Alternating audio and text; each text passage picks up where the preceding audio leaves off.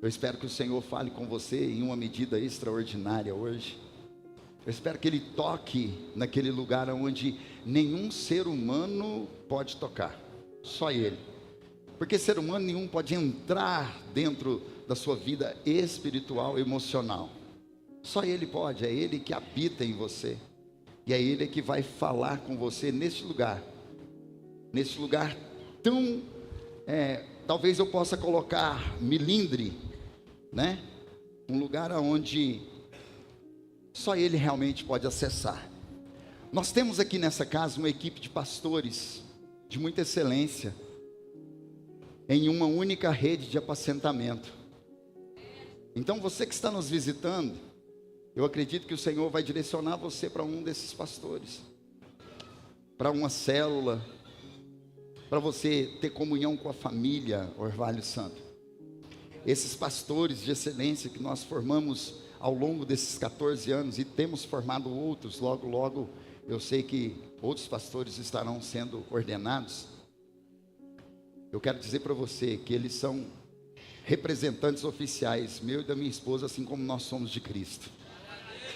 E se eles cuidarem de vocês de uma maneira diferente a qual eu e a minha esposa cuidamos, vocês têm liberdade para falar conosco, amém? Falou, meu pastor não está me amando igual o senhor me ama não. Ele não está me abraçando como o senhor me abraça, ele não está me dando atenção. Que aí deixa comigo, depois, amém? Nós estamos na terceira fase e última, terceira e última fase da nossa série de mensagens com o tema As Crônicas da Imaturidade. Nós estamos na mensagem final. Hoje eu poderia dizer que a mensagem seria a cereja em cima do bolo. Para você que está chegando hoje, que não ouviu as outras duas, meu conselho para você é que acesse as nossas redes sociais, vai lá no YouTube, @Orvalho Santo Church, e assista as outras duas mensagens depois. Vai ser muito bom para você, porque você vai estar inteirado sobre o assunto, mas também vai nos ajudar a ter maior visualização, maior engajamento e alcançar mais pessoas. Quando você assistir, não deixa de fazer um comentário daquele de peso, não é colocar um coraçãozinho, uma mãozinha não, vai lá e fala realmente o que a palavra falou contigo, os pontos aos quais ela ministrou no seu coração, amém? Amém ou não? Posso contar com você, sim ou não? Louvado seja Deus. As crônicas da imaturidade, hoje nós vamos falar sobre onde a imaturidade pode me levar. Pergunta para a pessoa que está do seu lado, faça uma pergunta bem intencional. Você já tem o discernimento de onde sua imaturidade te trouxe? Uau! Ai, meu Deus. Não, Dani, que bênção que você está aqui. O demônio da microfonia está me assolando aí. Então, nós vamos falar e dar continuidade sobre a imaturidade. Nós aprendemos nas outras mensagens, vou fazer um resumo bem breve, que a imaturidade nada mais é do que o retorno da criança que um dia eu fui, ou talvez aquela criança que eu deveria ter deixado de ser, mas continuei sendo. A imaturidade é as ações de um adulto, ou talvez até uma pessoa velha, mas com uma ação de criança, um comportamento de criança. E não só uma criança, mas uma criança birrenta, uma criança mimada, uma criança que dá birra pelo que quer, e que se não der, dá o maior trabalho do mundo. Nós aprendemos que um pai e uma mãe que não educa o seu filho é porque tem problema na sua infância, e por causa da sua infância, ele não quer educar o seu filho hoje.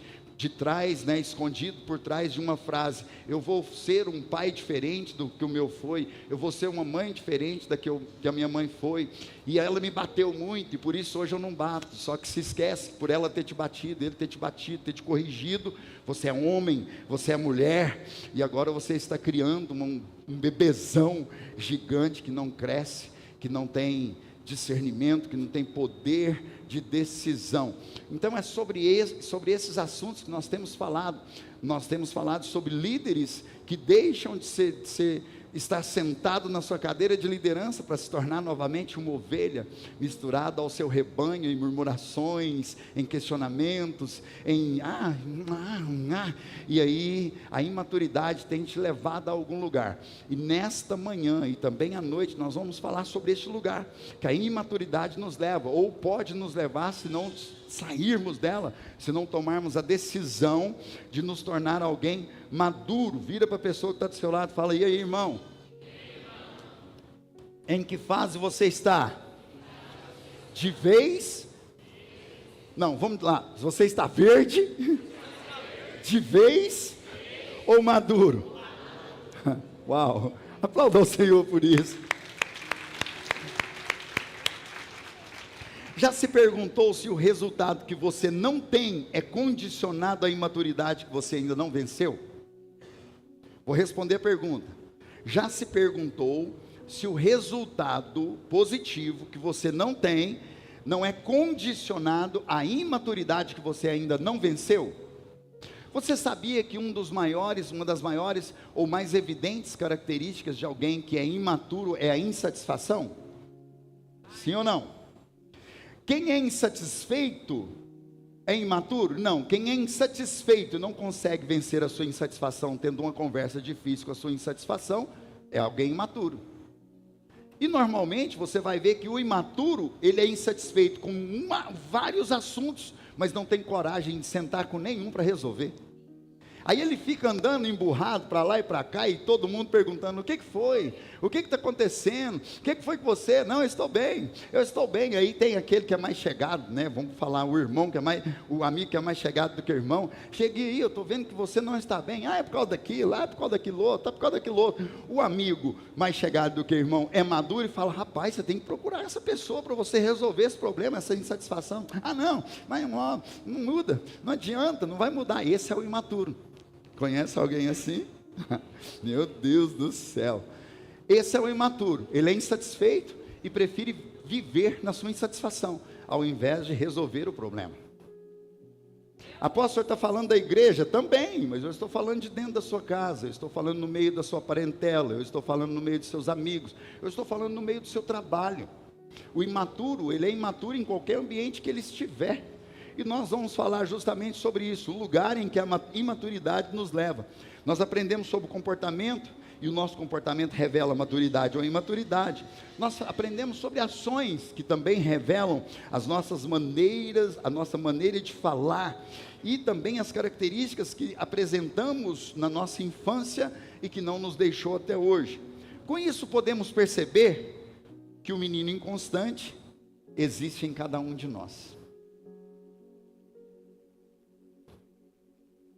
Apóstolo, e na vida do senhor também. Eu é que dou um sossega-leão nele. Ou você acha que eu não fico insatisfeito com algumas coisas? Ou você acha que às vezes eu também não dou birra? Irmão, deu uma birra lá outro dia em casa. Deu uma birra, mas você não tem noção. Eu cheguei a pecar em palavras que saíram da minha boca, depois eu tive que pedir perdão para o Senhor. Eu falei: Senhor, não leva em consideração aquele tempo de imaturidade ali que eu tive, não. Aquele momento imaturo que eu tive. Sabe, nós vivemos isso, infelizmente. Agora, qual a diferença entre o imaturo inconstante constantemente do imaturo por um momento, um breve momento? É que aquele que é imaturo por um breve momento se reconhece e fala: opa, peraí, deixa eu te colocar no lugar certo. Agora, aquele que não se reconhece continua imaturo. E detalhe, vai disseminando imaturidade por onde quer que passe. Vai adoecendo as pessoas que estão próximos. Por quê? Por causa da imaturidade. Então, o que nos leva a perder nossa personalidade? A imaturidade. O que nos leva a perder a nossa autoridade? A imaturidade. O que nós deveríamos ter? Maturidade, não imaturidade. Apóstolo, mas todos nós deveríamos estar maduros? Cada um debaixo da fase em que você está. Entenda que a vida é um jogo, como eu já disse. Vai depender da sua maturidade se você está na fase inicial, na fase do meio ou na fase final. Apóstolo, mas na fase final é da morte? Não, a fase final é a fase da maioridade. Vira para a pessoa que está do seu lado e pergunta: já fez 18 anos? Na nossa realidade, 18 anos é a maioridade. Interessante que Jesus foi batizado com 30. Logo, lá em Israel, na cultura, 18 anos ainda é uma criança. Então vamos continuando. Vemos inúmeras histórias, sim ou não, de decisões tomadas por pessoas que não têm a maioridade. Quantos se lembram, você que já passou dos 18, a ansiedade que tínhamos por ter 18 anos?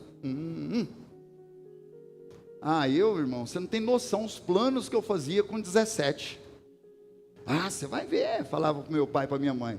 Daqui um pouquinho eu faço 18, aí eu vou tomar minhas decisões, eu vou a hora que eu quiser, eu volto a hora que eu quiser, eu saio com quem eu quiser, enfim, vocês vão ver, eu furo a orelha, eu faço tatuagem. Essa é a mentalidade dos 17 para os 18 anos, 16, 17, 18 anos, não é Juju de quase 17? Você achou que eu ia perder a oportunidade, né? A Juju está fazendo quase 17 anos, eu brinco com ela o tempo todo. Desde os 15, né? Eu brinco com ela assim, e aí Juju de quase 15, quase 16, agora estamos em quase 17. E a Juju, eu quero dizer, como qualquer um de nós, está sonhando com os 18 anos. O Everson, nós não podemos colocar outros nomes nos seus filhos, não? Fazer igual o Paulo, mudar o nome desses meninos. Esses meninos, esses adolescentes, os infantos, eles estão sonhando com os 18 anos, assim como você um dia sonhou. Só que depois dos 18 anos, para muitos, se torna um grande pesadelo e deixa de ser o sonho. Após, por quê? Imaturidade. Um jovem que completa 18 anos e vai passar para a maioridade, não significa que os 18 leva ele a ter maturidade. Os 18 vai abrir a porta de novas experiências para que ele adquira, então, maturidade. E é justamente essa nossa conversa. É a idade da expectativa. Agora eu sou o dono do meu próprio nariz. Quem já usou ou já ouviu essa expressão? Agora você é o dono do seu próprio nariz, você se vira. Irmãos, eu vou te contar um segredo. Com 17 anos eu dei uma birra lá em casa, 16 na verdade. E virei para minha mãe e falei, deixa eu te falar um negócio, eu quero parar de estudar. Ela falou assim, mas por quê? Eu falei, porque eu quero trabalhar. Ela falou, então não precisa ir na aula mais não. Quem sonha em ter uma mãe dessa?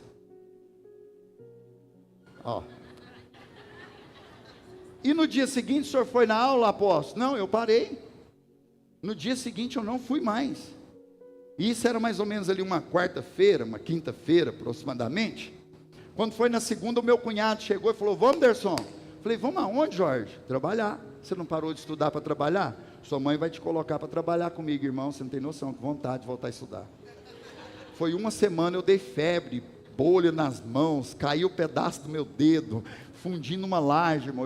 Eu olho as lajes sendo fundidas igual lá em casa, lá, minha memória me leva lá no meu trauma, porque foi quando eu fiz a oração mais poderosa da minha vida.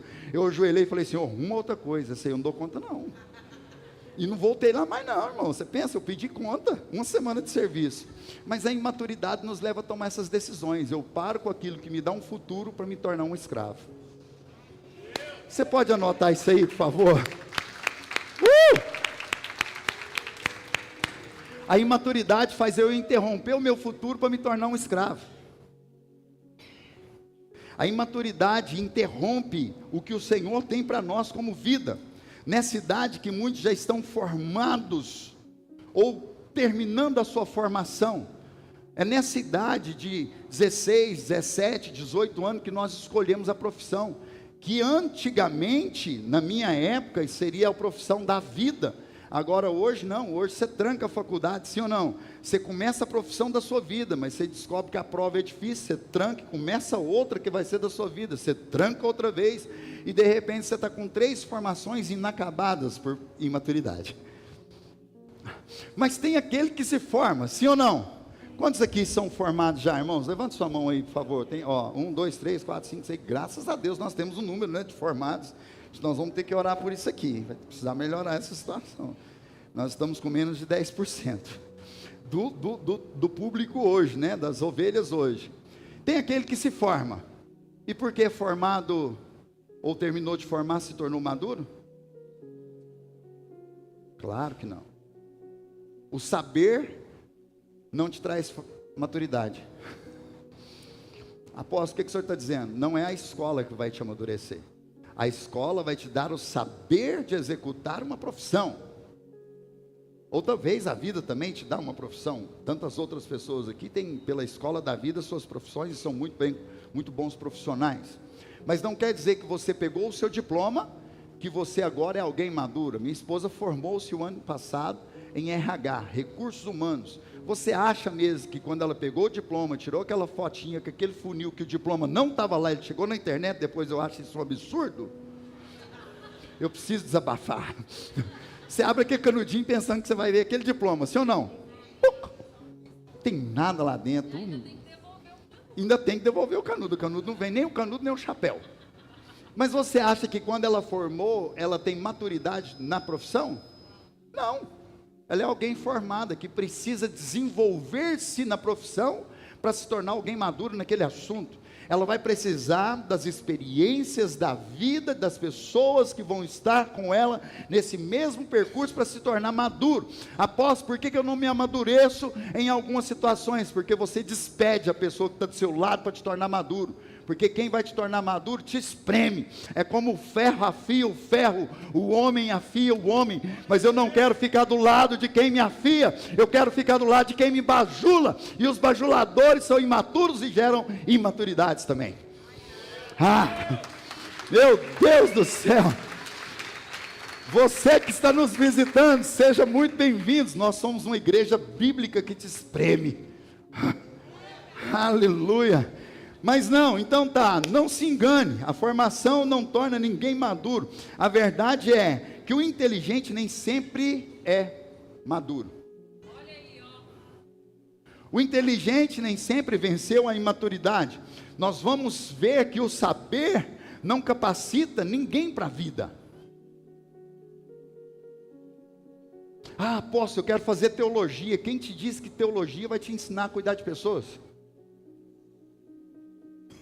Apóstolo, eu sonho em ser pastor. Onde eu faço uma teologia? A última coisa que você precisa fazer para ser pastor é teologia. Teologia não forma pastor, teologia forma teólogos frios e calculistas. Me perdoem os teólogos, mas é a verdade. Se eu fosse pregar teologia nesse púlpito, essa igreja estava vazia. Porque eu ia pregar uma inverdade, aquilo que eu não consigo viver. E eu não posso pregar o que eu não consigo viver. Meu Deus do céu, eu preciso terminar esse trem, meu tempo já está acabando. E eu nem comecei, estou na introdução. Então tem muito desinteligente maduro. E tem muito inteligente menino. Eu coloquei algo nos meus status ontem, de uma live. Eu vou abrir aqui, irmãos, me perdoa bem rapidinho, porque foi muito forte. O esforço vence o talento quando o talento não se esforça. O desinteligente vence o inteligente, porque o inteligente não amadurece, mas o desinteligente amadurece. É pesado ou é leve? Você se forma em advocacia, mas não é porque é um advogado que você é maduro. Você se forma em gestão de pessoas, você se forma em administração, você se forma em engenharia, mas não é porque você se formou que você é alguém maduro. Nós vamos ver que tem muitos advogados que varrem rua, porque se acha tão bom para o mercado de trabalho, que não consegue um trabalho. Mas não é porque ele é bom, é porque é imaturo. Quando vai passar na entrevista de seleção, a pessoa fala: rapaz, como que você formou? Então vamos lá. A maturidade vem com a vivência da profissão. A maturidade vem com a vivência da vida. A maturidade vem em passar pelas provas que a vida nos propõe. Maturidade é a aplicação do saber na sabedoria da vida. Repete comigo, fala: maturidade é a aplicação do saber da sabedoria da vida. Pronto, aplauda ao Senhor, você fez uma oração aí. Louvado seja Deus. Então, a imaturidade não tem muita ligação com a idade ou formação, e sim com o aprendizado que eu me proponho a aprender. 1 Coríntios, capítulo 13, verso 11, é o nosso texto base de toda a série. Eu preciso trazer você à memória. Quando eu era menino, falava como? Pensava como? Raciocinava como uma criança. Mas quando me tornei homem, Deixei para trás as coisas de menino, deixei para trás as coisas de criança, deixei para trás o pensamento de criança, o relacionamento de criança, eu deixei para trás a minha meninice. Aprendemos que em um espaço cronológico algo precisa acontecer. Nós atendemos ali agora e recebemos um presente com muito amor e carinho, muita dedicação e acertou na veia. Me deu um jogo de facas, a Aline e o Marcos. Uau, com o nome lá, apóstolo Ederson, apóstolo Nayara. Nos deu, né, meu amor? É faca, né, meu amor? Sabe? Não? Não, não é assim não. Olha, imaturidade. E nós recebemos eles. E a Aline está grávida, do Davi. Aplauda ao Senhor pelo Davi.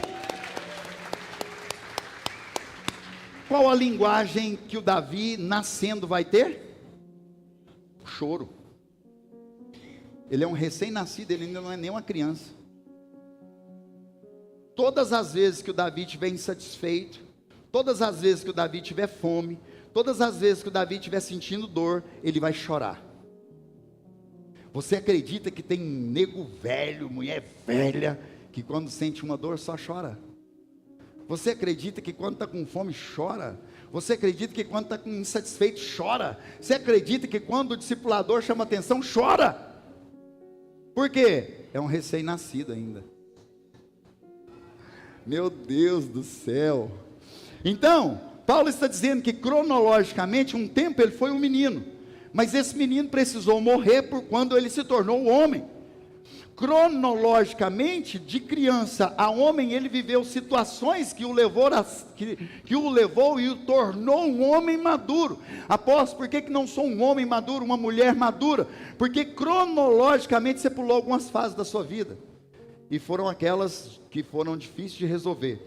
Então a nossa conversa hoje é sobre isso. Aqui eu termino a minha introdução, tá? Será pautada na decisão que gerou de um moleque um homem de caráter. Fala comigo. A nossa conversa é sobre a decisão que transformou um moleque em um homem maduro, de caráter. Aplauda ao Senhor aí. Apóstolo, por que o senhor está usando a palavra moleque? Moleque é uma palavra que gera maldição? Depende da colocação. Eu estou colocando moleque porque é um homem com comportamento de menino. Então a junção do homem que tem um comportamento de menino é um moleque, arteiro ainda, birrenta. Então, abra o seu texto bíblico aí comigo em Lucas capítulo 15, verso 11, vai preparando o seu dízimo, a sua oferta, que vai ser daqui um pouquinho também. Não espera eu ministrar uma palavra para você entregar aquilo que o Senhor já falou contigo, não, amém? Mesmo assim eu vou falar, mas não espera não. Vamos lá, veremos o que esse texto pode nos ensinar, veremos o que nós podemos extrair dessa história tão conhecida. O filho pródigo, o filho o quê? Verso 11 diz o seguinte: Jesus continuou, logo Jesus estava contando as outras duas parábolas, a ovelha perdida e a dracma perdida, e agora ele entra no filho pródigo. Um homem tinha 2 filhos, quantos filhos? Pastor Marcelo, nós que gostamos de uma revelação, eu tenho certeza que você vai bugar aqui agora, bem no começo, no segundo verso, vocês vão bugar, porque eu buguei sozinho ali no meu escritório, eu falei, não é possível que isso aqui estava escrito a vida toda aqui, mudar a Bíblia, o Espírito Santo de Deus, ele atualiza ela constantemente. Um homem tinha 2 filhos, quantos filhos? O filho mais jovem disse ao pai, qual filho foi? Quero a minha parte da herança. E o pai dividiu seus bens entre os 2 filhos.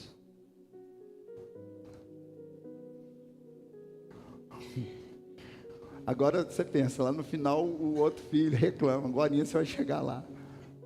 O pastor Marcelo, não é possível, está escrito aqui?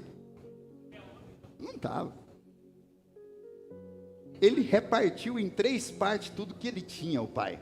Ele deu a parte do filho mais novo, ele deu a parte do filho mais velho e ficou com a dele. Apóstolo, por quê? Pergunta por quê? Certamente o filho mais velho falou, por que o senhor vai dar para ele e não vai dar para mim? Birrando. Vamos continuar então? Você já pegou que o negócio não vai ser leve. É Santa Ceia. Cutuca alguém que está aí e fala, é Santa Ceia. Ah, eu amo a palavra do Senhor. Alguns dias depois, o filho mais jovem arrumou as suas coisas e se mudou para uma terra distante. Alguns dias depois, a Bíblia não fala quantos dias, mas vamos pensar aqui, uma semana? Podemos colocar uma semana? 3 dias a uma semana, de 3 a 7, vamos colocar 3 que é profético, Deus Pai, Deus Filho, Deus Espírito Santo, a 7 que é a perfeição da decisão mais errada que ele toma. Ele pega, depois de muito conversar com o seu irmão, a ir para uma terra. Por que o irmão não foi? Você acha mesmo que esse irmão mais jovem não ficou falando, Paulo, com o mais novo, vamos cara, vamos ganhar a nossa vida, irmão, olha que nós estamos com a ferpa agora, cara, o dinheiro está na nossa mão, bora, e o irmão mais velho, rapaz, você está ficando doido, o que nós vamos fazer, para onde nós vamos? Não, vamos irmão, uma semana, falando na cabeça do irmão, e acabou que o texto diz que só o mais jovem pegou suas coisas e mudou para uma terra distante, onde desperdiçou tudo que tinha por viver de uma forma desregrada. Tem uma outra versão que fala assim, ó, de uma forma dissoluta de viver, perdeu tudo que tinha. Quando o seu dinheiro acabou, uma grande fome se espalhou pela terra, ele começou a passar necessidade. Convenceu um fazendeiro da região a empregá-lo, e este homem o mandou aos seus campos para cuidar de porcos. Cuidar de quê? Embora quisesse saciar a fome com as vagens dadas aos porcos, ninguém lhe dava coisa alguma. Fica aqui comigo, eu quero falar com você e te fazer uma pergunta. O Senhor é o nosso Deus, sim ou não? E por causa de Cristo nós somos herdeiros e co-herdeiros nele, sim ou não? Logo a fortuna do Pai é a herança de quem? Nossa. Todo o tesouro do céu é de quem? O Pai, ele acumula uma riqueza para quem? Para os filhos. Então a minha pergunta para você é: o que você tem feito com a fortuna que o Senhor tem te dado? Aposto que fortuna é essa? O seu salário, a comissão, o seu ganha-pão. Aqui nós estamos em dízimo e oferta. O que você tem feito com a fortuna a qual Deus tem entregado para você? O que você tem feito com a riqueza a qual Ele tem entregado para que você administre? Você tem administrado como sendo do Pai ou como sendo sua? Porque entenda algo, quando eu pego aquela herança que o Pai me deu e administro como minha, eu faço como esse jovem, eu vou para lugares gastar de uma maneira desenfreada, dissoluta, sem sabedoria, sem maturidade alguma. Apóstolo está dizendo o quê? Sim, eu gasto com aquilo que Deus não se agrada. Eu vou gastar com drogas, eu vou gastar com bebidas, eu vou gastar com mulherzada, eu vou gastar com homem, eu vou gastar com tudo aquilo que não vai me trazer nada. Mas quando eu gasto, entendendo que a fortuna é do Pai, eu sou administrador da fortuna do Pai, logo eu não consigo ser infiel ao Pai. Então sim, eu administro muito bem essa fortuna, passo a ter uma vida honrosa, digna, sem ausência, sem escassez, sem passar necessidade, porque eu sou fiel nos dízimos e nas ofertas. A palavra vai dizer em Malaquias 10, que quando eu devolvo o meu dízimo, eu estou fechando, nem preciso orar, a boca de um devorador, a boca do cortador, do migrador, do destruidor. Mas aí eu fecho essa boca que pode corroer toda a fortuna que é do. Quando eu não sou dizimista, eu não administro as coisas do Pai, eu administro a minha. Eu não devolvo o dízimo, a boca do devorador está aberta. E agora quais as finanças estão sendo comidas? A minha ou a do Pai? A nossa. Porque o Pai não tem compromisso com o infiel. Ele é fiel à palavra dele. O infiel nos dízimos, ele titula como ladrão. É com muito amor e carinho, tá, irmão? Que eu estou ministrando esses dias minha oferta, baseado na palavra, que nós vamos contextualizar tudo da nossa mensagem hoje. Mas quando eu sou dizimista, o devorador fica fechado a boca, as minhas finanças se multiplicam, e por elas se multiplicarem, eu sou ofertante, e quando eu oferto, eu abro no céu uma janela que transborda sobre nós. As janelas dos céus ficam escancaradas, e agora eu alcanço prosperidade. Apóstolo, o dízimo não gera prosperidade. Não, o que gera prosperidade é a oferta. Apóstolo, então não vou dizimar, vou só ofertar. Você oferta, Deus manda prosperidade, e o devorador come. Porque você está desguarnecido do dízimo. Ai, fala, uau. Eu ouvi um pensamento. Eu vou precisar expor o pensamento. Alguém pensou assim: é por isso que eu não gosto de igreja, só fala de dinheiro. Jesus falou assim, ó: aquele que quer vir após mim, tome a sua cruz e negue a si mesmo. Existe um preço para ser um cristão. Tudo. É tudo, irmão. Não é só um pouquinho, vou pagar, não, é tudo. Ser um homem e uma mulher de Deus é entender que nada é seu, tudo é de Deus. Você não entendeu? Então aplauda ao Senhor por isso.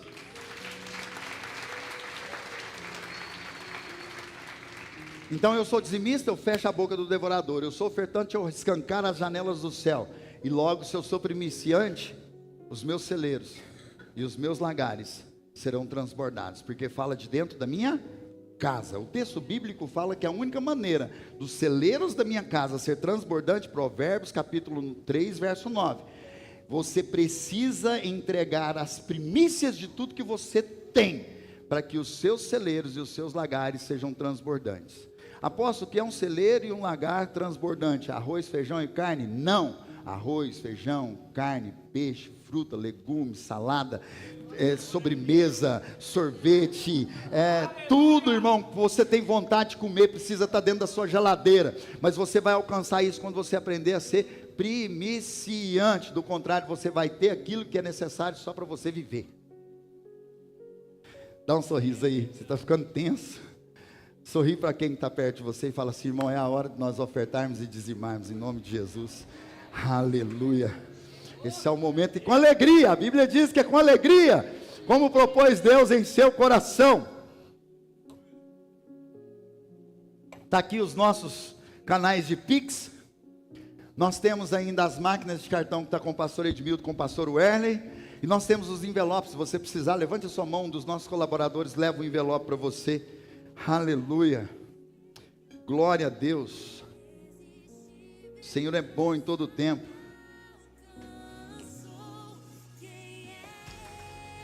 Quem é esse, papai?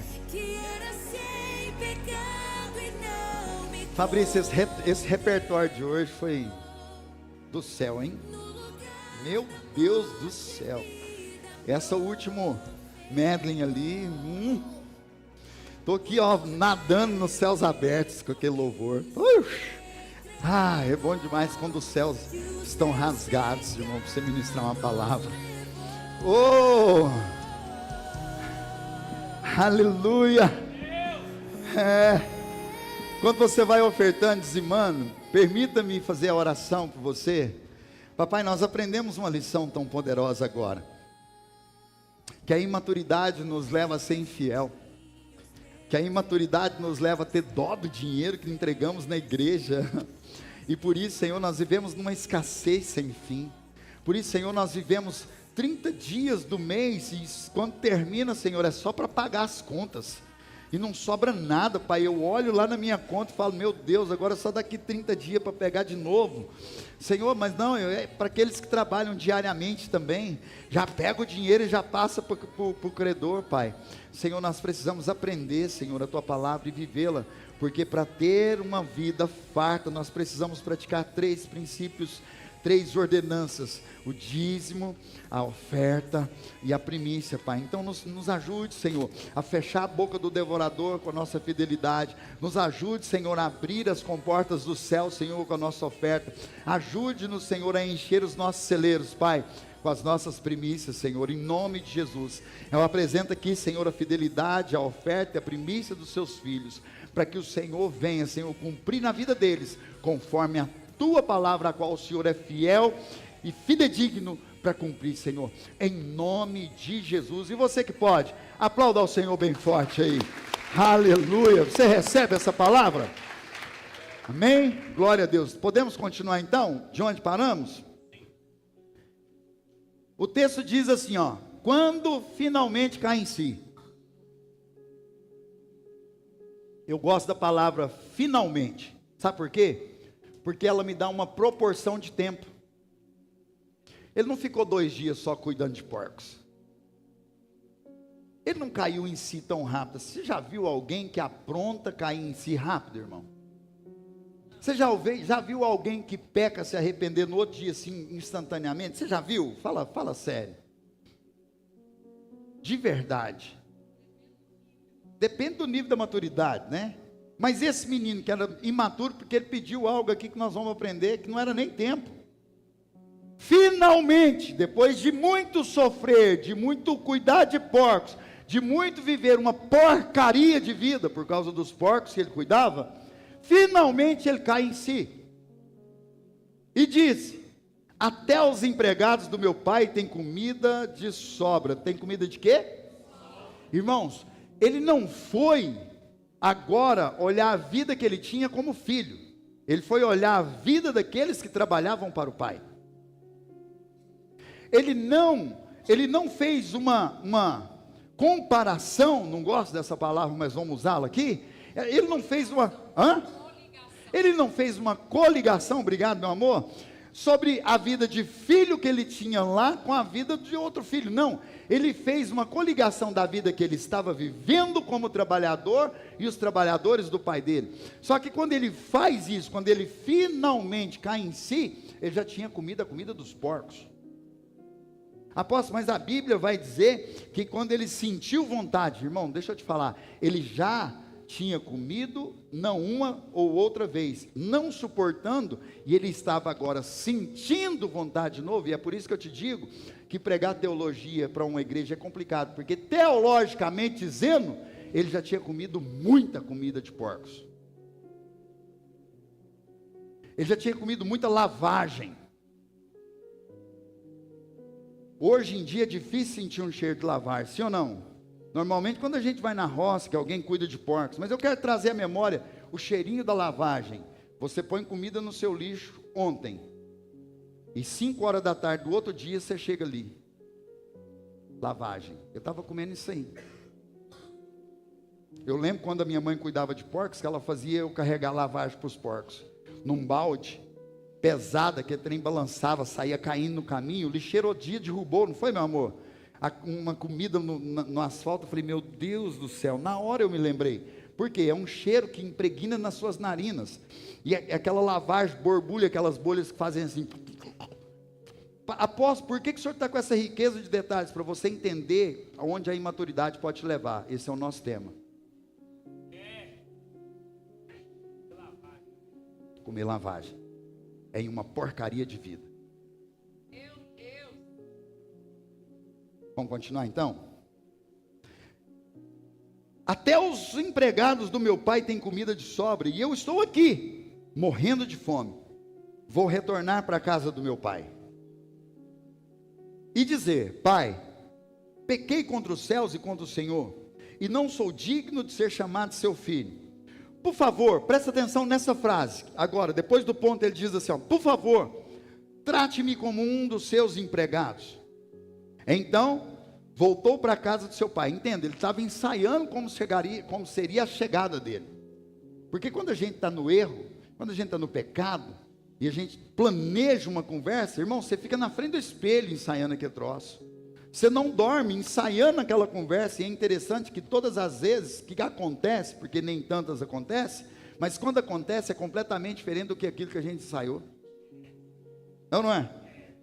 Você fala, não, agora ele vai me escorraçar, ele vai me convidar a sair da igreja. Aí ele te abraça e fala, nossa, agora eu te admiro mais do que eu te admirei em toda a minha vida.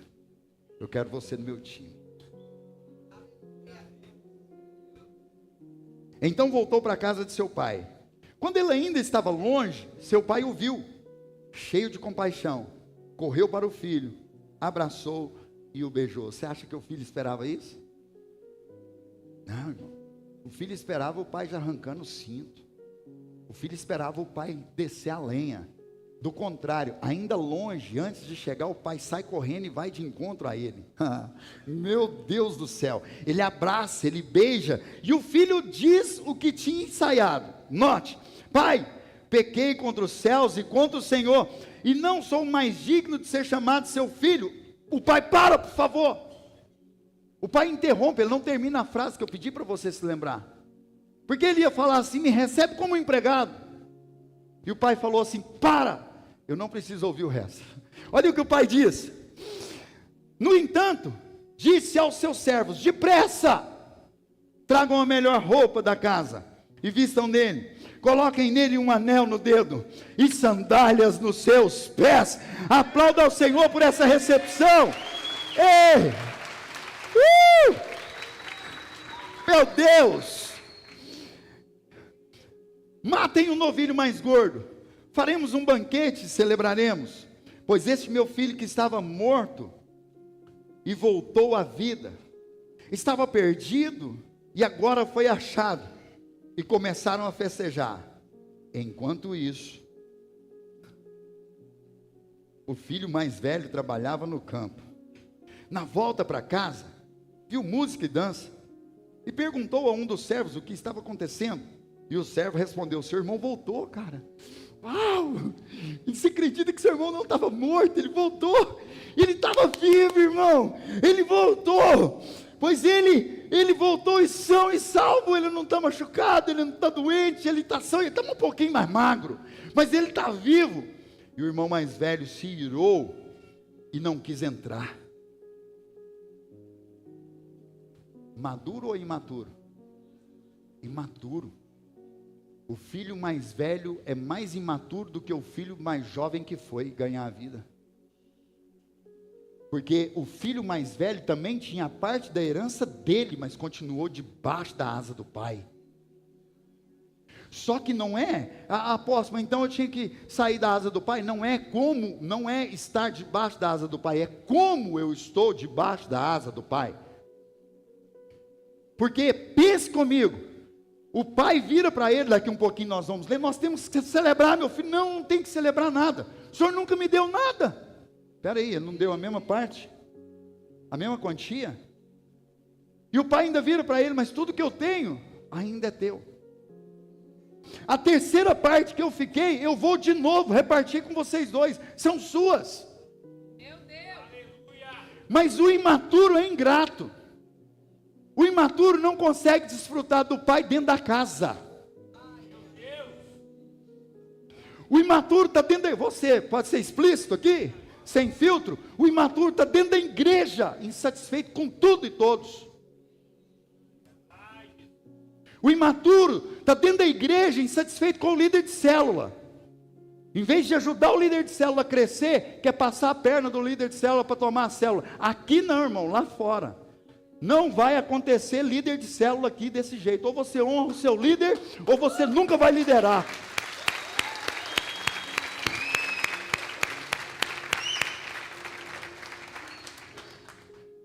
Eu não vou nem entrar em casa. Eu não quero nem ver ele, irmão. Que irmão é esse? Que descobrindo que o irmão está vivo, não quer nem ver e celebrar a felicidade. Nós recebemos de volta aqui, como que é o nome do menino? O dos dois, Pititim. O Abis e a família. Semana passada. E aí o mais velhinho, que tem um cumprimento diferente com a minha esposa, virou para minha esposa e falou assim, a senhora esqueceu como que me cumprimenta? Ela falou, não, eu vou te cumprimentar assim no dia do seu casamento. E pá, fez os negócios que eles fazem lá. E recebemos... assim como esse pai recebe. Essa é a igreja, irmão, que eu sonho. Essa é a igreja que eu creio. A igreja que o filho mais velho dentro de casa celebra a volta do filho mais novo. Do irmão mais novo, né? Vamos lá, vamos continuar aqui para você entender. Eu preciso pregar ainda. Meu Deus.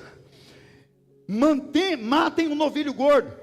Faremos um banquete e celebraremos. O pai dizendo: este meu filho que estava morto voltou à vida, estava perdido e foi achado. E começaram a festejar. Enquanto isso, o filho mais velho estava trabalhando no campo. Quando volta para casa, ouviu as músicas e danças. E perguntou ao seu servo o que estava acontecendo. E o servo responde: seu irmão voltou. Seu pai matou um novilho gordo, pois ele voltou são e salvo. O irmão mais velho se irou e não quis entrar. O pai saiu e insistiu com o filho mais velho. Mas ele respondeu: todos esses anos, olha a imaturidade. A imaturidade faz você jogar na cara da outra pessoa tudo que você fez um dia por ela.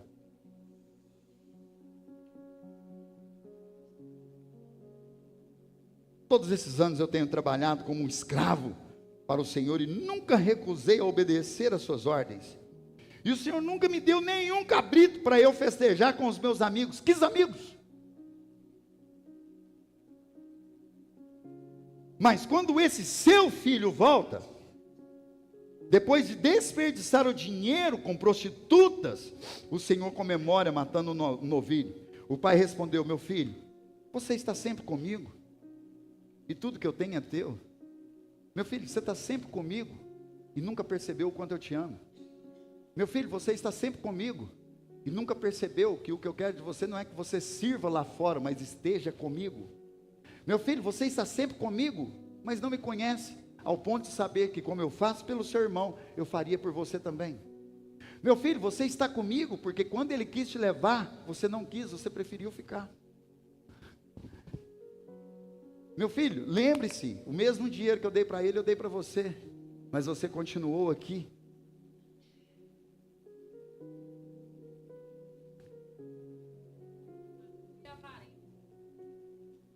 Mas tínhamos que comemorar esse dia feliz, pois o seu irmão estava morto e voltou à vida. Estava perdido e foi achado. Irmão, eu acho que eu poderia celebrar a ceia, sim ou não? Só na leitura desse texto, fazendo essa abertura de aspas, mas eu quero, em poucos minutos, eu prometo, pregar para você. Na parábola do filho pródigo, vamos perceber o quanto a imaturidade temos mediante as nossas decisões. Decisões essas que são importantes e vitais. A decisão daquele jovem foi vitalícia para ele. Após qual decisão? A antecipação do que é de direito. O menino completa 18 anos e acredita ter crescido. O menino completa 18 anos e acredita ser homem. Agora ele sendo grande, ele antecipa aquilo que deveria acontecer quando o pai morresse. Herança se recebe depois da morte do provedor. Herança não se recebe antecipadamente. Esse pai foi muito generoso em cumprir o desejo que o filho queria. Mas talvez você pense que não. Deixa eu te contar, o Senhor vai antecipar tudo que você pedir para Ele. Mas entenda, você vai quebrar a cara. Ele vai antecipar o seu casamento se você não souber guardar um namoro santo, como nós vimos há pouco. Ele vai antecipar a sua liderança se você ficar forçando ela, mostrando para o seu líder tudo aquilo que ele quer ver em você. Ele vai antecipar um filho que não é o momento, e por causa disso você vai se perder e é provável abandonar a sua esposa sozinha com esse filho. Ele pode antecipar tudo o que você pedir. A pergunta é: você vai ter caráter e hombridade para assumir o erro da antecipação? Esse menino pediu para antecipar aquilo que ele não sabia administrar. Às vezes você se pergunta: por que o meu salário é tão baixo? Por que a minha renda é tão baixa? Pergunte-se, se o Senhor dobrar ou triplicar ela, você vai saber administrar. Pergunte-se, se você consegue administrar uma grande renda, se você nunca fez um investimento de R$ 10 num CDB, é provável que, se eu perguntar, e eu não vou perguntar, muitos aqui não saibam o que é um CDB. É uma aplicação que gera mais do que uma poupança. Você vai lá no seu aplicativo do banco, acha lá CDB ou CDI e coloca lá e esquece, irmão. Aquele dinheiro vai render lá. Mas quem não tem administração financeira, não consegue colocar R$ 10 no CDB, porque coloca hoje, se colocar, amanhã tira porque precisa. Como que você quer que Deus abençoe você com um salário maior, com mais cliente, com mais proporção financeira, se você vai gastar tudo dissolutamente? Por que Deus faria isso? Vamos continuar? O menino pediu que não conseguiria administrar. Com maioridade, acreditou ser maduro e dono do seu próprio nariz, e por isso vai para lugares aonde um homem não deveria pisar. Irmãos, você que é homem, não vou nem falar das mulheres, já pisou em lugares que você não deveria pisar? Eu já. Agora eu vou potencializar a pergunta, você ainda pisa? Por quê? Porque um homem de Deus pisa em lugares aonde um homem de Deus não deve pisar? É porque é imaturo e ainda não nasceu de novo. Quantos não esperam ansiosamente, como eu disse, a maioridade, os 18 anos, mas quando completa, apronta, irmão, rebenta tudo. Irmãos, eu fiz 18 anos, pouco tempo depois conheci a minha esposa, e achando que estava bichão, casei, fiz, aconteci, no instantinho meu nome estava tudo sujo. Casei assim de uma maneira louca, sem ter panela em casa, eu pus ela dentro de uma casa. Um colchão de solteiro, um som Aiva e um tapete de sala. Tinha não. Descobrimos no outro dia.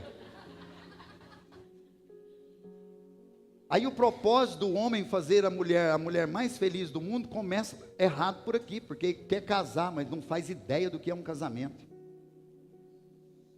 Não senta para ouvir o seu discipulador, não ouve a história do seu pastor. Quer namorar cedo, quer falar que ama sem entender o que é amar. Ele chega diante do pai e requer a herança, a antecipação dos direitos, e a antecipação de direitos tem um preço,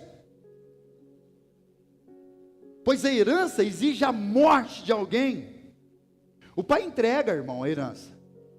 O pai entrega, por sinal, muito dinheiro. Aquele menino agora, que se torna um homem de 18 anos, sem maturidade de homem, continuando a ser um menino, sem sabedoria, sem administração, vai para um lugar que o seu pai jamais o levaria. O problema da imaturidade é que nós queremos ir para os lugares que o pai não nos leva. Quando eu digo pai, eu estou falando do nosso Senhor, o Criador dos céus e da terra. Aí, o que acontece? Ele cai em um lugar chamada mesa de interesse.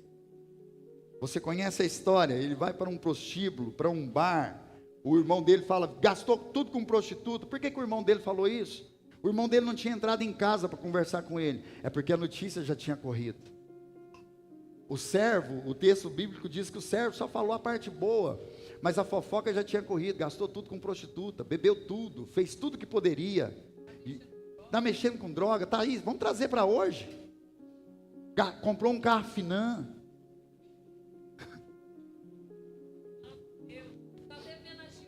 E aí vai. Vamos lá, a mesa de amigos por interesse, junto com outros, desfrutam e proporciona daquilo que ele tem. Você quer encher uma mesa de amigos? Põe uma cerveja na mesa, irmão. Põe 2, põe 3. Você vai acabar com a sua solidão rapidinho. Estou mentindo? Coloca lá, seja o mantenedor do vício de alguém, para você ver se você não vai estar cheio de sanguessugas o tempo todo ali do seu lado, até que o dinheiro acaba. Quando o dinheiro acaba, o que é que torna a voltar para a vida dele? A solidão, o vazio. Enquanto eu estou com dinheiro, enquanto a mesa tem cerveja, eu tenho amigos, eu tenho mulherada, eu tenho forró, eu tenho banda ao vivo, eu tenho tudo, eu tenho o garçom que me corteja. Mas quando o dinheiro acaba, quando eu tenho dinheiro, eu tenho o início da vida do cara mais feliz do mundo. Eu alcanço a tão sonhada liberdade. O dinheiro me traz liberdade, sim. O dinheiro me traz felicidade, sim. Quando é bem administrado. Agora, com dinheiro eu posso decidir aonde vou, quando vou, com quem vou, que hora volto. Não é isso que a gente sonha nos 18? A decisão é nossa, agora a decisão é minha. Você talvez ainda não tenha compreendido sobre liberdade, como eu quero te ensinar agora. Preste muita atenção. Liberdade sem maturidade torna você o construtor do seu próprio chiqueiro. Liberdade sem maturidade torna você o construtor do seu próprio chiqueiro. Torna você o construtor da sua própria porcaria de vida. Foi isso que aconteceu com esse menino. E quando o dinheiro acaba, é que a verdade vem à tona, a solidão bate à porta, a depressão chega com toda a força, mas ele ainda encontra um fazendeiro e pede então um emprego, e o emprego é cuidar de porcos. O emprego que ele conquistou é viver numa imundícia.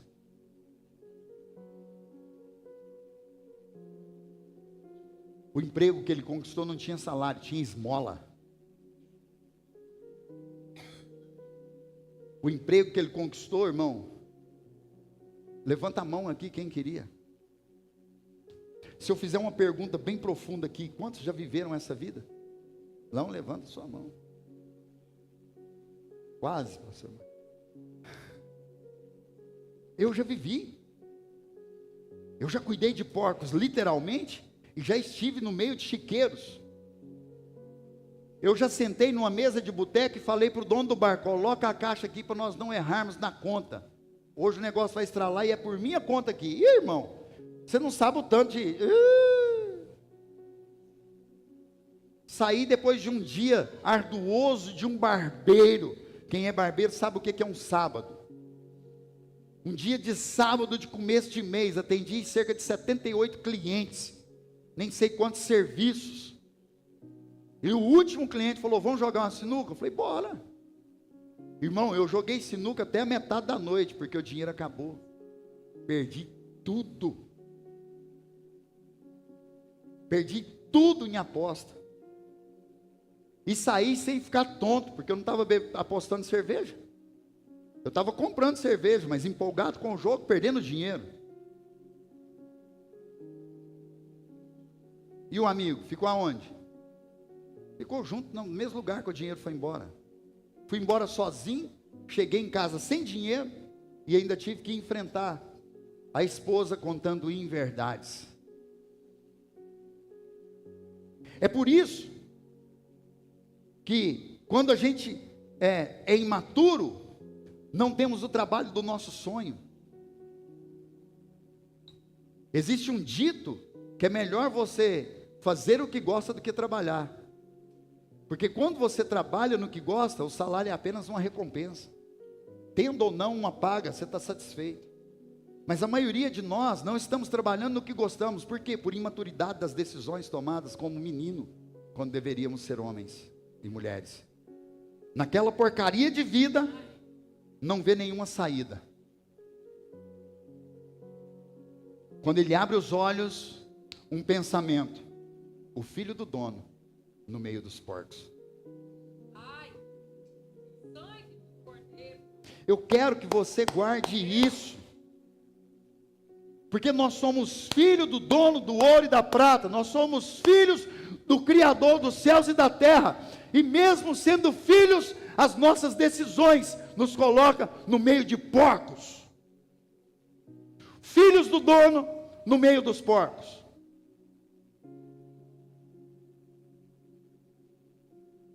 A minha esposa, ela antecipa a palavra. Vocês ouviram o que ela disse? O herdeiro no meio dos porcos. Eu quero te dar a boa notícia da palavra, para não ficar tão tenso. Não importa se você está ou esteve no meio dos porcos, você continua sendo herdeiro. Isso não te tira a herança. Quando o filho volta, o pai fala: ei, o que eu tenho é seu. Se ele diz para o mais velho: o que eu tenho é seu, ele está dizendo para o filho mais novo: eu te dou de novo, eu faço outra vez. Mas eu não faço mais pelo menino inconstante, eu quero fazer pelo homem. Eu não faço mais pelo imaturo, eu quero fazer pelo maduro. Aleluia, aleluia. Meu Deus, meu Deus. Ele pensou: o que eu estou fazendo da minha vida? Onde foi que eu me perdi? Eu não consegui chegar onde, como que eu consegui chegar onde eu estou? O que eu estou fazendo comigo? Eu preciso voltar para a casa do meu pai. Eu preciso encontrar um caminho para a casa do meu pai. Ele queria liberdade. Foi parar no chiqueiro, mas não deixou de ser herdeiro. Caindo em si. A grandiosidade do cair em si. Se você me perguntasse: apóstolo, o que na Bíblia mais fala contigo quando alguém cai em si?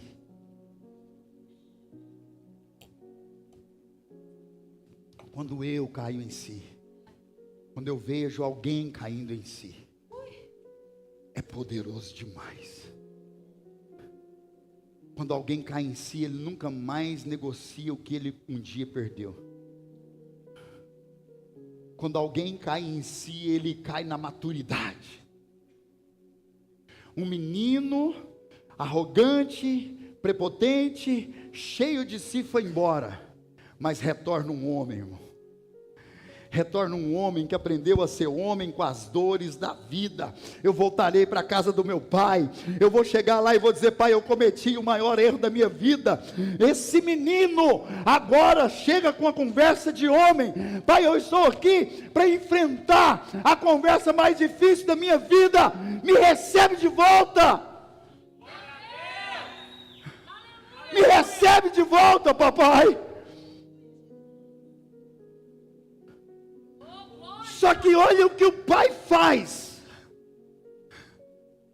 A maturidade, ela sempre vai estar atrás da porta do arrependimento. Vira para alguém que está perto de você e fala assim: a sua maturidade está atrás da porta do arrependimento. Che a cada bravassoi, a namassu com você.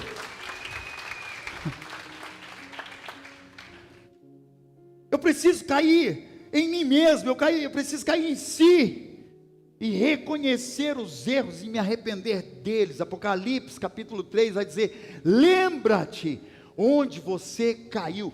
Ele se lembrou no meio dos porcos que ele caiu no dia que ele pediu dinheiro e saiu de casa. E por isso ele voltou lá para a casa do pai. Ele falou: eu preciso voltar lá onde eu caí.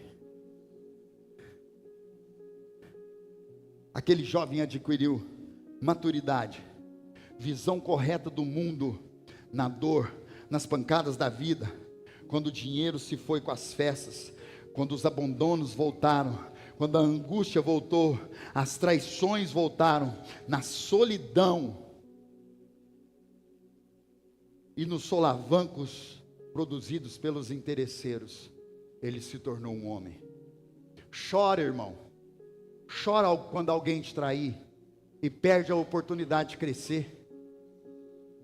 Chora quando alguém foi embora e perde a oportunidade de crescer. Chora quando alguém falar: você é feio, hein? Chora e perde a oportunidade de crescer. É só chorar, porque quem chora é menino.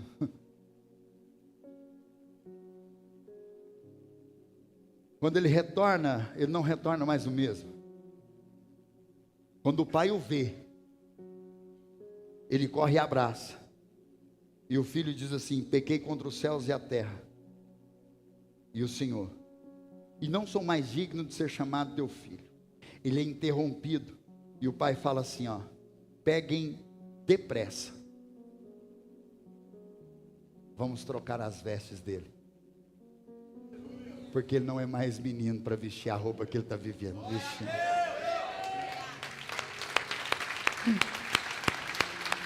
Pega uma roupa de homem, porque o menino morreu e voltou um homem. Pega um anel e coloca um anel de homem nele aqui agora, porque agora eu sei que ele vai honrar a palavra que ele está dizendo para mim, porque as dores da vida ensinou ele a honrar a palavra que tem um homem. Mas pega um sandália nova lá, com um número maior, calça no pé dele, porque os lugares que ele vai andar agora não são lugares de perdição, são lugares de vida. Os lugares que ele vai pisar agora já não é mais um chiqueiro, mas sim paraísos, palácios. Ele agora é um filho do rei. Ei, o pai falou, aquele menino morreu, voltou um homem. Você acha mesmo que o pai não olha para você e pergunta, quando é que você vai deixar de ser menino? Ou menina? Para parecer que nós vamos cear, fica de pé.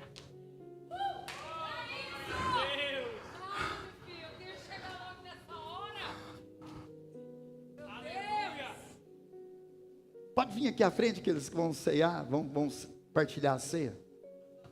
A sua própria vida. Quem perder a sua vida, acha lá.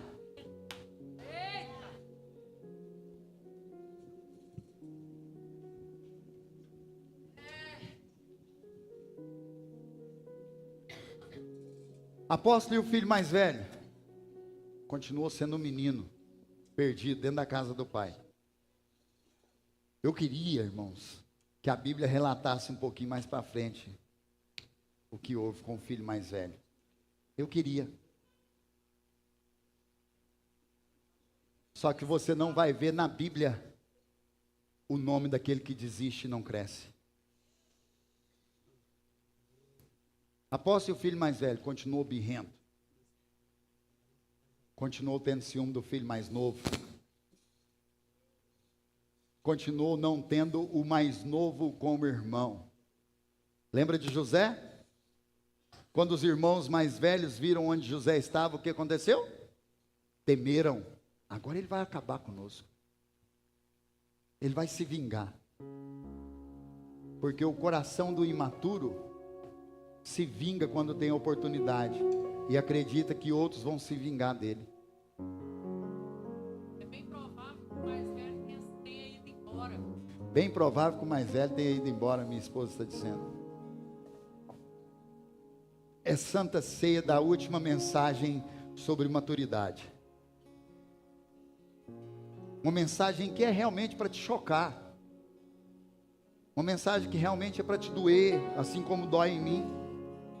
Uma mensagem para revelar a cada um de nós aqui o quanto precisamos crescer, o quanto precisamos aprender a administrar as coisas do Pai, o quanto precisamos deixar de ter inveja do crescimento do outro, o quanto precisamos ter a revelação do lugar e da cadeira que devemos sentar, e quando mudar dessa cadeira.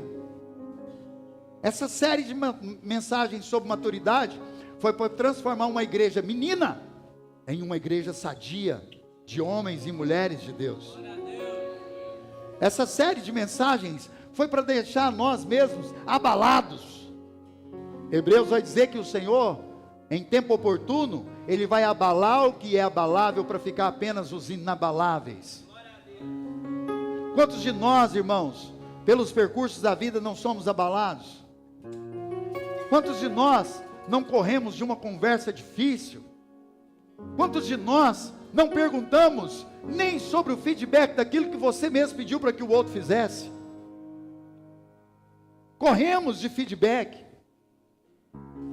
Depois do encontro com Deus, nós tivemos uma reunião aqui de feedback, irmão, aqui nessa igreja. Pensa um negócio que foi extraordinário. ouvir o tanto que o nosso encontro com Deus foi poderoso. O melhor da história da Orvalho Santo Church, irmãos. O melhor. Poder de Deus, transformação, organização, humildade daqueles que estavam servindo. Meu Deus, foi estupefato. Eu não tenho palavras para descrição sobre esse encontro com Deus. E quando chegamos na reunião de feedback, foi gostoso ouvir os feedbacks, foi gostoso ouvir aquilo que, por mais que tenha sido melhor, ainda pode melhorar. Os lugares aonde pessoas podem melhorar, onde nós não podemos negociar princípios e valores. Marcelo Antunes nos ensina: não quebre o princípio, porque o princípio te quebra lá na frente. Irmãos, peça um feedback de Deus para você sobre a sua vida. Ontem, em uma conversa, minha esposa e eu, atrasados, fomos celebrar os nossos 24 anos de casados. E sentado ali na mesa de um bom restaurante, com um bom garçom nos servindo, uma boa comida, uma boa bebida, um ambiente gostoso, sem música mundana, um negócio gostoso de estar. Em uma conversa ela vira para mim e fala: meu amor, e aí? Tem quanto tempo que você não pergunta para Deus como você está sendo como pai? Como você está sendo como marido? Como você está sendo como pastor? Pede um feedback para Ele. Você tem feito isso? Eu falei: tem muito tempo que eu não faço isso. Mas essa semana, irmão, eu quero tirar para isso, meu TSD. E eu vou te falar, Ele responde. Pergunte para o Senhor como você está. Pergunte para o Senhor como é a ovelha que você é. Se você é uma ovelha que ouve a voz do seu pastor e reconhece, ou se você é uma ovelha que morde quando está insatisfeito. Pergunta para Ele como é você como líder de célula, discipulador, discipuladora. Pergunta para Ele, pergunta: Pai, como eu tenho sido na minha liderança? Como eu tenho sido? Abrindo uma aspas, antes de nós ceiarmos. Amanhã, depois do nosso culto live, nós temos reunião de líderes de células. Só líderes, nós não queremos co-líderes, para não desviar eles. Amém? Pergunte para o Senhor, pergunte para o seu líder, pergunte para ele: olha, como eu estou sendo? Pergunte para o seu líder de célula, para a sua líder de célula, pergunte para o seu discipulador: como está a minha conduta? Eu me lembro do primeiro treinamento de desenvolvimento pessoal, comportamental, que eu fiz com o Marcelo Antunes em São Paulo, e eu ganhei de presente do pastor Jarley isso. Teve um momento que ele falou assim: Pastor Ederson, eu quero que o senhor procure 3 dos seus discípulos e pergunte para eles, sem filtro, o que eles pensam do senhor e da sua liderança. Peça um feedback, e feedback não tem retrógrado, não tem direito de resposta, não tem justificativo. O que você ouvir, você ouviu. Eu liguei para o pastor Edmilton, eu liguei para o pastor Jackson, e eu liguei para o pastor Fabrício, e de quebra, eu liguei para minha filha. Sabe o que eu ouvi da minha filha? Papai, hoje o senhor está bom demais, mas um tempo atrás eu desejei outro pai, porque o senhor não era o pai em casa que o senhor era na igreja, mas agora o senhor mudou demais, o senhor está transformado, eu sinto orgulho do senhor. Irmão, você não tem noção que é ouvir um feedback desse. Talvez se você perguntar para o seu filho, ou para a sua filha, como você tem sido como pai e mãe, você toma um susto.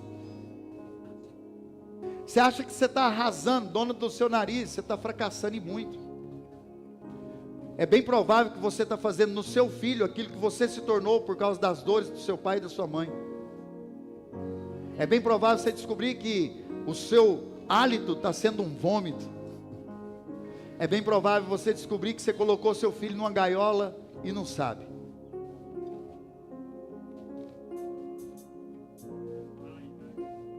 Vamos cear, mas vamos cear como homens e mulheres maduros.